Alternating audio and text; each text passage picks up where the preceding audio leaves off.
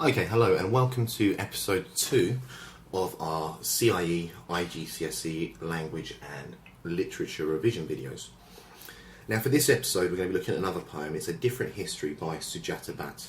And I've chosen this poem for a few reasons. One of them is that the theme and idea that's being dealt with in this poem is the idea of language.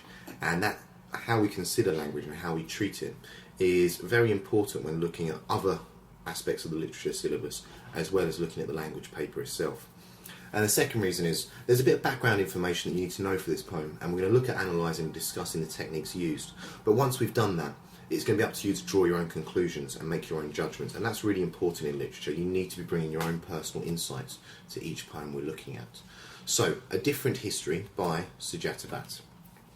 Born in India, in Gujarat, the red area on the map here, she moved to America at a young age and was therefore exposed to Indian language from a young age, and then moving into a full English language environment. So that had a big influence on her, and she felt that she had two identities depending on which language she was speaking. This is outlined in another of her poems, which is available on the internet if you have a Google. Search for My Tongue. And this is about her losing her mother tongue and feeling in her teenage years that she had lost that and was now stuck with just an English language.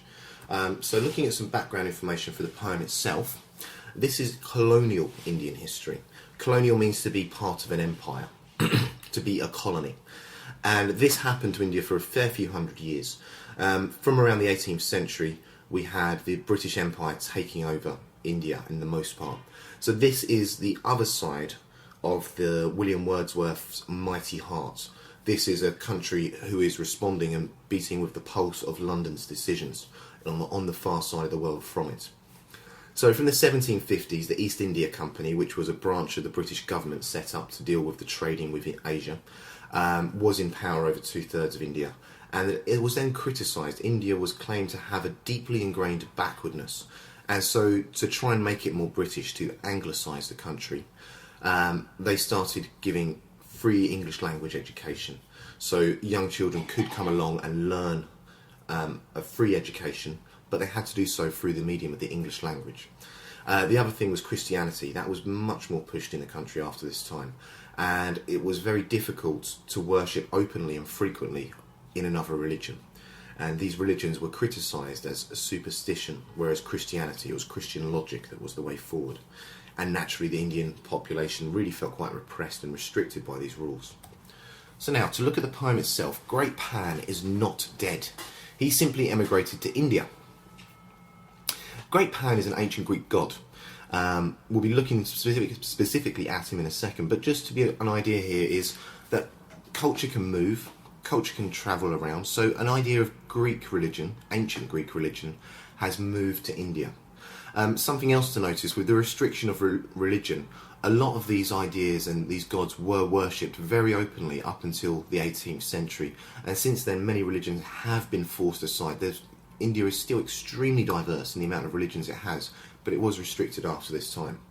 Now, Great Pan was specifically chosen. It wasn't Athena, it's not Zeus, it's not any of the other Greek gods. It's Great Pan, and he's the god of nature, hunting and rustic music, but he also looks a bit like this. And that's interesting because he is a physical embodiment of two different entities. We have half goat, half man. And Sujata Bhatt has chosen this because in a way she is a combination of Indian culture and Western English language culture. And therefore Great Pan can represent her and how she views herself as being half one and half the other. That natural theme that we get from the god of nature runs through the poem. We've got the gods roaming freely as snakes or monkeys. Quite exotic animals for a Western audience, but very common to Indian culture. We have trees, and we also have offending the tree from whose wood the paper was made in the final line of this stanza.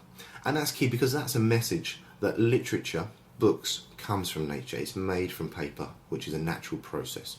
And this is then emphasised with personification of the book and of the tree. You can't be rude to or offend something that cannot take offence. So therefore we've got a personification. The literature and the books themselves are living. And then this is then emphasised by how we treat them. It is a sin to be rude, it's a sin to shove, a sin to slam, and a sin to toss one carelessly across a room. This shows a much more restrictive side of Indian culture. This shows the side that Sujata Bhatt sees as being very restrictive and limiting on how one person can live. And we also have an Indian god mentioned, a Hindu god, Saraswati.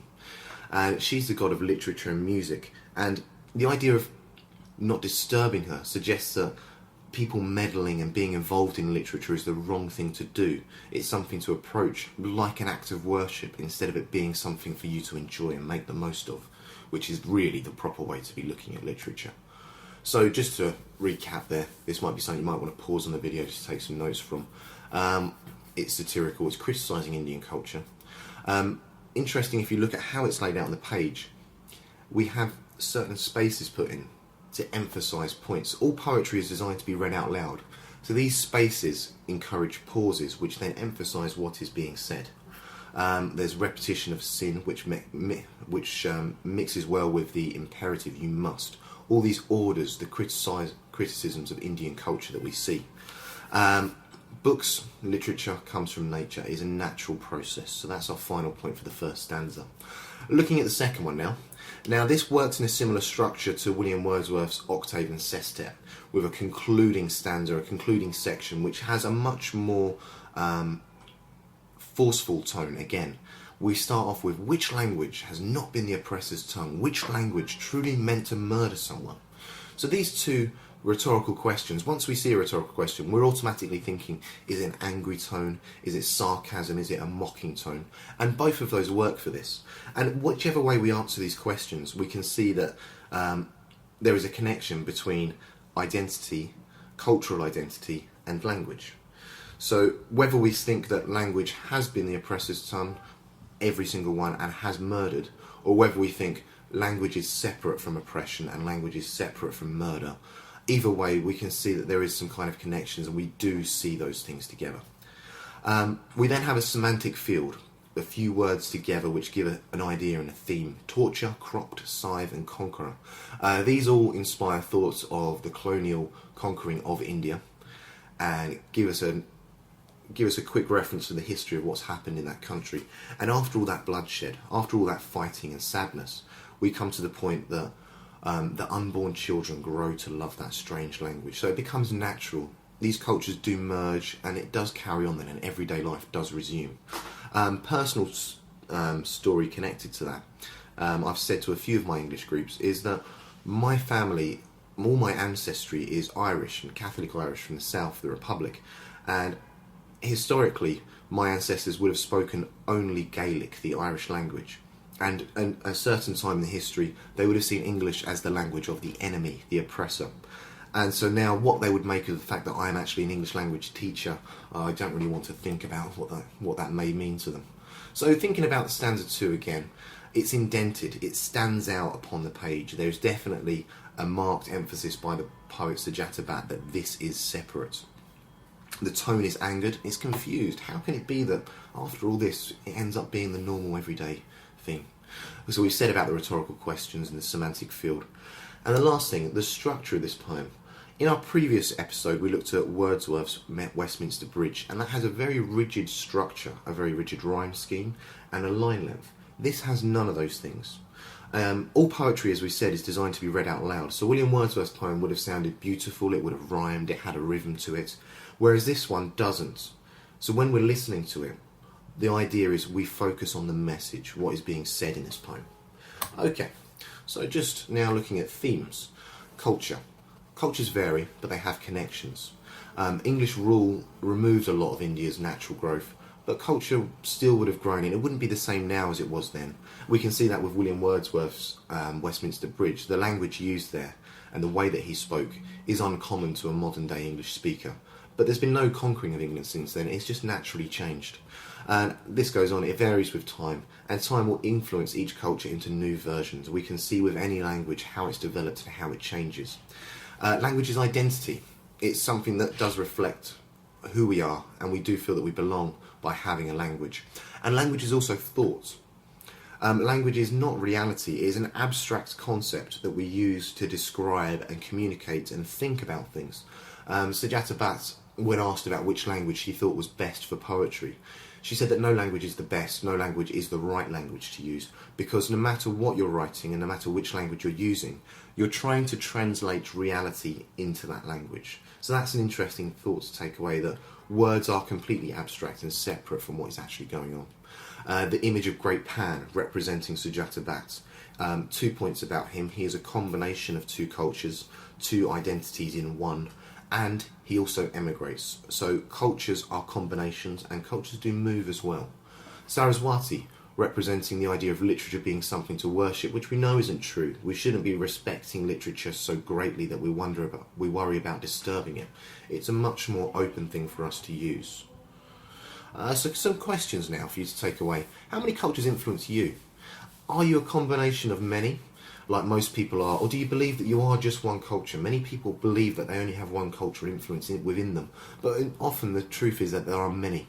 Have you ever moved countries, and if so, is it wrong to bring old ideas and old cultures with you, or should you just immerse yourself into the new cultures that you're experiencing? If you've moved from a Western country to an Eastern country, is it wrong for you to want a McDonald's or some other food that is traditional to you?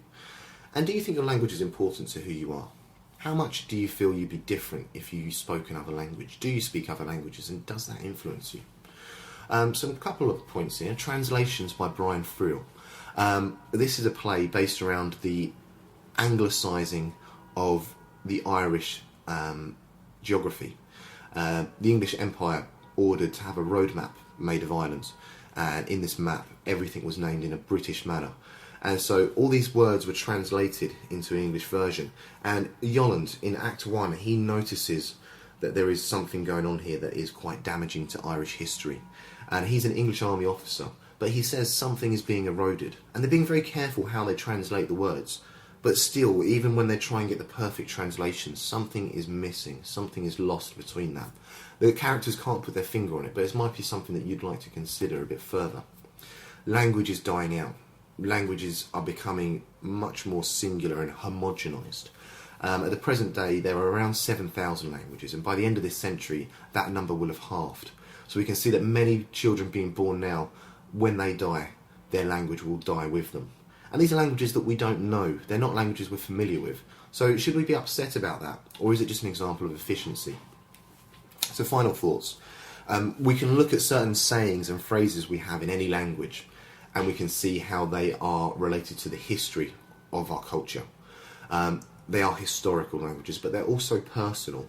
On an extreme scale, you can argue that language is actually, everyone has their own individual language.